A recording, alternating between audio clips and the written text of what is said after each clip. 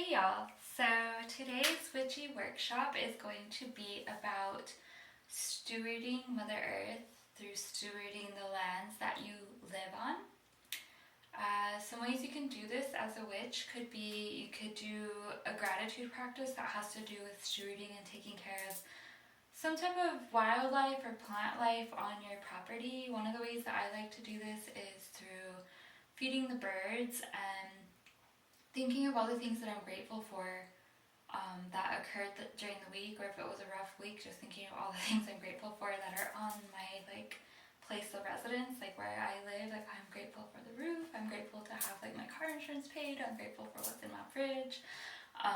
Or else if it was a really great week, it's I'm so grateful that my husband made 2 times what he normally makes this week. I'm so grateful that the sunflower is starting to grow. I'm so grateful that the weather's been excellent and I've been able to spend so much time outside grounding and nurturing and taking care of myself.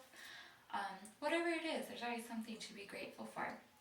And so paying that gratitude forward, the way you would with cash, because when you're working on your relationship with money, you want to have a healthy give and take relationship with money, right? You receive money and then you keep it in flow and circulate it. So with gratitude, it's also similar in the sense that you want to experience gratitude and nurture and cultivate gratitude within yourself, so it's easier to be in a state of gratitude, living in a state of gratitude. And then you want to flow that gratitude outward, because as you do that, that creates a ripple effect in your environment and your surroundings, which leaves your surroundings more beautiful than they were perhaps before you entered that environment and started stewarding it. And so that's one thing that you can do. Another one that I enjoyed doing for a while at our old house was I used to purposely water the bushes, not the roots, the leaves. And then that way the bees and the wasps in our yard could go ahead and drink the water droplets. Or I would water, we had a really tall, beautiful sunflower, and I would water it so that way all the bees and the wasps and the bugs would have water, because I wanted the flowers taken care of, but then I also wanted to take care of the pollinators. And so that was part of my gratitude practice, which didn't cost me any money, because our water was paid for at the time by our landlords. And now my gratitude practice is more so we don't have the same kind of environment that we had. It's now birdseed in a bag, and I like to sprinkle it and by one big bag, and then it'll last a really long time. And it's giving back to nature, and it's doing so from a place of gratitude.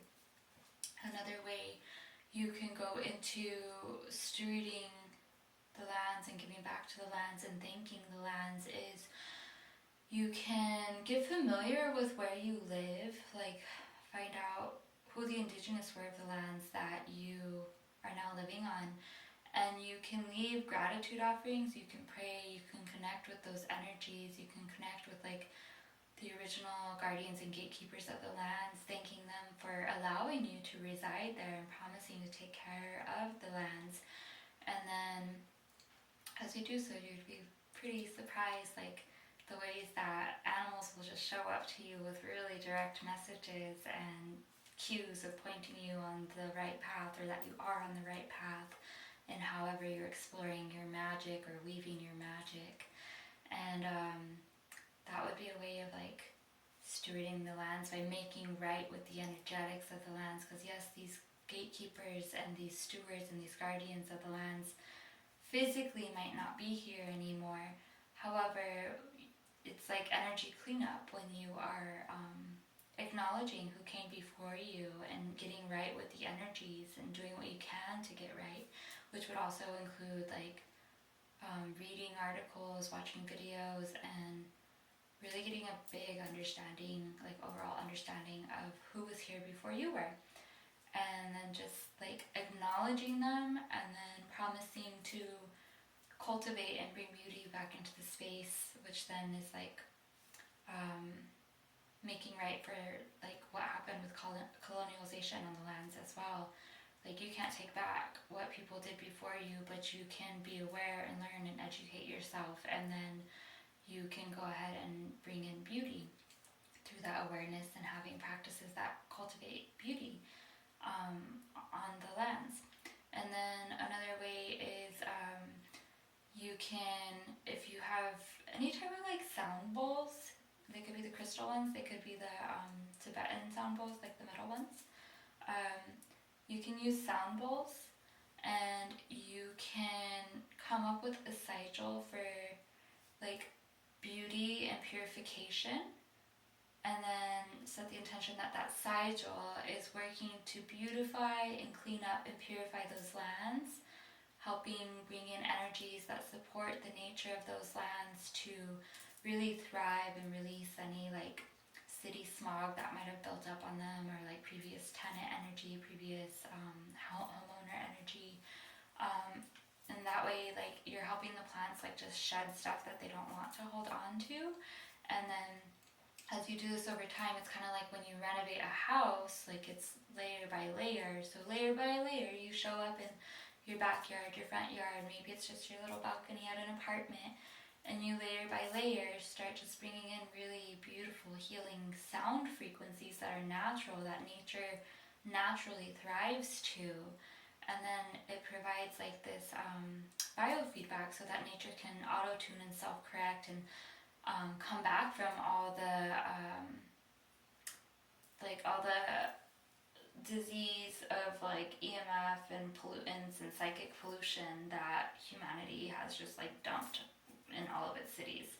And so then in this way, you're also stewarding the lands through the energetics and through ether and through the non-physical, which then you'll notice that this is working when you notice that neighbors are moving out, you notice that like bugs and rodents are leaving the place that once were maybe spreading like germs and stuff in the place. You notice that maybe sometimes parts in neighbors' houses or your own house will start to kind of go out and need repair, which is really the work of the energy, because the energy is bringing to attention what needs attention to beautify the space and purify the space so that it may better serve you or better serve the neighborhood, whatever your intentions are. It kind of depends what your intentions are also. And then in this way, you're stewarding the lands through the esoteric. So like, yeah, you have the people that can go to the beach and pick up trash, but you can also pick up the energetic trash, especially if you're into energy alchemy and working magic. And it doesn't necessarily have to be through sound bowls. It could, maybe you want to do candle work that beautifies and cleanses the space, and that's fine as well.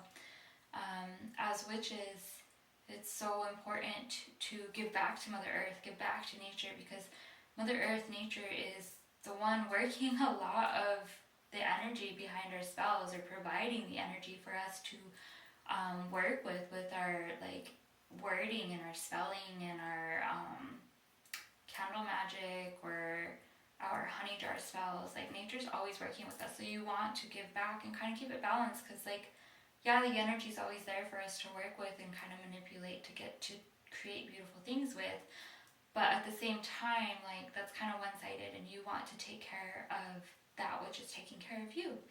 And in doing this, it also creates a ripple effect in the collective of like love and earth stewardship that the earth really needs at this time. Like, Mama Gaia, like, she needs self-care right now. She needs someone tuning her up right now. Like, she's put up with so much from us, especially with how quickly like we've industrialized, and how quickly we've had all these like gases and ozone things going on that are like wreaking havoc on her, and how quickly like we've cut down so many forests. Like, Mama Gaia really needs TLC. So if you can provide the TLC through the etheric and esoteric, while someone else can provide the TLC through like actual cleanup or investing in something physical, then it creates this really beautiful synergy that you'll experience the benefits of in the like weeks, months, years to come, following your energy cleanup that you have started for Mother Earth.